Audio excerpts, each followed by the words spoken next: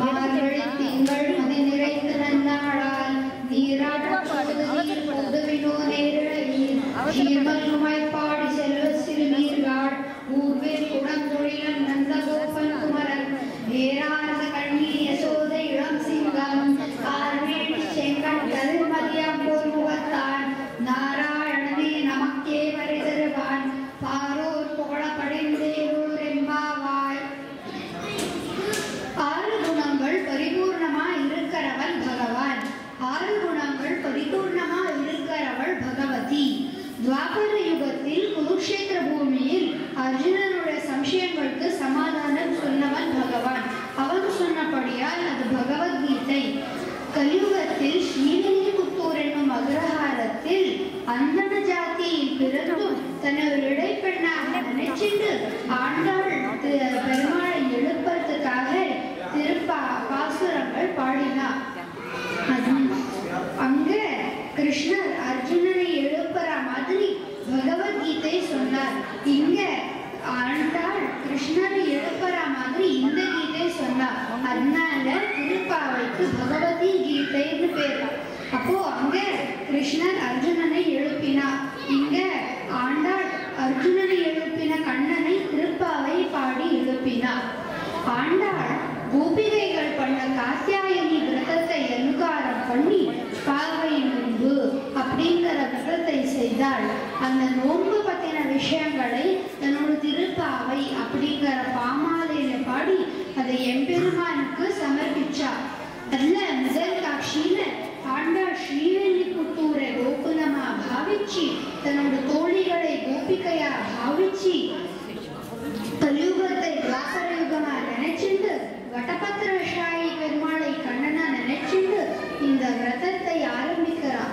தொடங்கும் போது ஆண்டாள் தன்னோட தோழிகளை கூப்பிட்டு ஒரு கூட்டம் போட்டார்.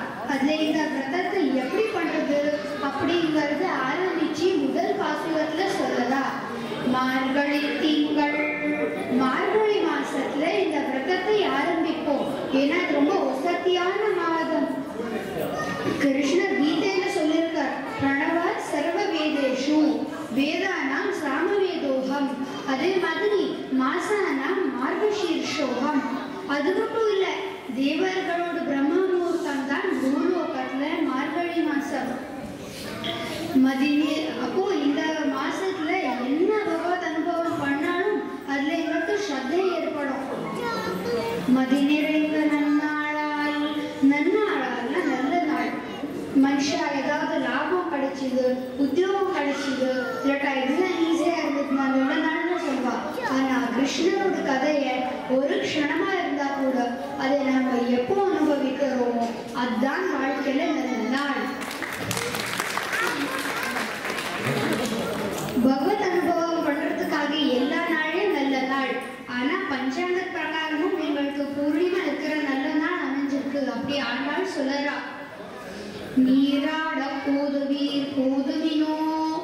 பெண்களுக்கு என்ன ஒரு சந்தேகம், இப்படி ஒரு விரதத்தை பண்றதுக்கு என்ன தகுதி? அதுக்கு ஆண்டாள் சொன்னா ஒரு தகுதியும் வேண்டாம்.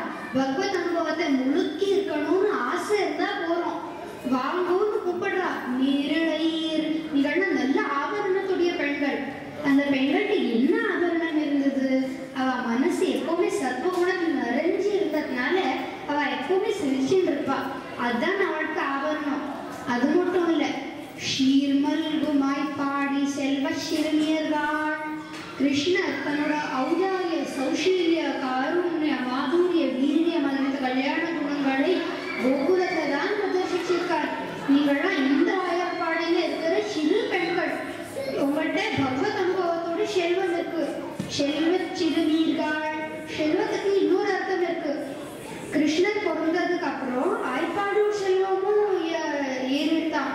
எப்படின்னா எவ்வளோ பால் இருக்கோ அவ்வளோவே நெய் கிடைக்குமா. அதான் ஆய்ப்பாடியோட செல்வம். ஷீர்மல்குமாய்ப்பாடி செல்வ சிறுநீர்கள். இந்த இடத்துல ஆண்டாள் சிறு வயசு ரொம்ப கொண்டாடி சொல்லியிருக்கா. சிறு வயசுல பகவத் அனுபவம் ரொம்ப சுலபமா பண்ணலாம். வயசானாலும் பகவத் அனுபவம் பண்ணலாம். ஆனா அப்போ வெளி ஜாஸ்தி தெரியும், அப்புறம் அனுபவம் குறைஞ்சிடும். எப்படி சில திவ்ய தேசங்கள் இருக்கு, அகோபலம், திருமலை, மலைவேல் நம்பி, பத்ரிநாத், முக்திநாத் அங்கெல்லாம் சிறு வயசுல ரொம்ப சுலபமா போயிடலாம். ஆனா வயசாக ஆக அந்த போது ரொம்ப கடினம். அதனால பிரகலாதரும் பாகவதத்துல சொல்லியிருக்கார், கௌமாரம் ஆச்சரிய பிராஜ்யம், சிறு வயசுல இருந்தே பக்தி பண்றது ஆரம்பிக்கணும். அப்போ இந்த எல்லாம் பெண்கள் கேட்கிறா, இந்த விரதத்தை நம்ம யாரை குறிச்சி பண்ண போறோம்? அதுக்கு ஆண்டாள் சொல்றா, நாராயணனை குறிச்சி பண்ணுவோம். அவன் தான் உபாயமும் உபேயமும். அந்த நாராயணன் யாரு? வேற யாரும் இல்லை, எங்களோட கூர்வேல் குழந்தொழிலன் நந்தகோபன் குமரன். இந்த இடத்துல ஆண்டாள் தெரிஞ்ச விஷயத்தை வச்சுட்டு தெரியாததை சொல்லறா. இதுக்கு ஜியர் ரொம்ப நல்லா ஒரு உதாரணம் தரார். நேத்திக்கு கவர்னர் உங்க ஆத்துக்கு வந்தார் அப்படி சொன்னா புரியாது. நேத்திக்கு ஒருத்தர் உங்க ஆத்துக்கு வந்தாரு, அவர் தான் கவர்னர் அப்படி சொல்லதான் புரியும். இந்த நாராயணன் யாரு? வேற யாரும் இல்லை, எங்க நந்தகோபனோட சொல் பேச்சு கேட்கிற கண்ணன்.